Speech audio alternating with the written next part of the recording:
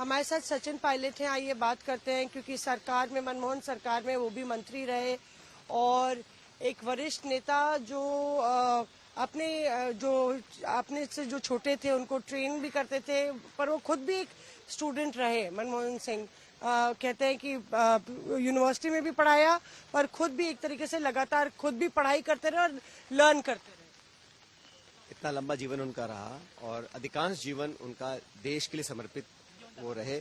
और आपने ठीक कहा कि जीवन में हमेशा सीखने, समझने, संवाद करने, चर्चा करने का उनका एक नजरिया था।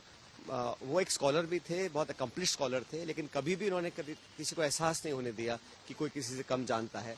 तो उनका एक इकोनॉमिस्ट के रूप में, एक स्कॉलर के रूप में, एक प्रशासक के रूप में, एक नेता के रूप में एक अमिट छाप छोड़ी है।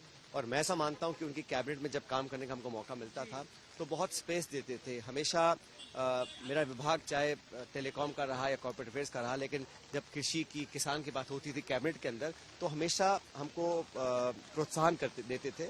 और एक बड़े सहज सरल स्वभाव के व्यक्ति थे। वो याद किए जाएंगे अपनी ईमानदारी और निष्ठा के लिए। कौन सा संदेश सचिन आपको सबसे ज्यादा याद है? क्योंकि कई एनेक्डोट्स हैं जो लोग जिक्र करते हैं, तो बतौर जूनियर स्टूडेंट अपनी आलोचना या निंदा वो सहज रूप से मुस्कुरा के सुनते थे और रिस्पॉन्ड नहीं करते थे, लेकिन उनकी खामोशी कमजोरी नहीं थी। और हमेशा पार्लियामेंट के अंदर या देश में कभी भी राजनीतिक घटनाक्रम हुआ, उन्होंने अपना संयम नहीं खोया।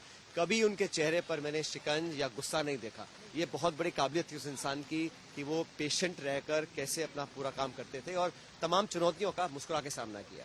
जानकारी है उनका पार्थिव शरीर क्या AICC ले जाया जाएगा? कल बता रहे। जो मेरी जानकारी है, शायद कल सुबह अंतिम दर्शन के लिए AICC में उनका पार्थिव शरीर रखा जाएगा।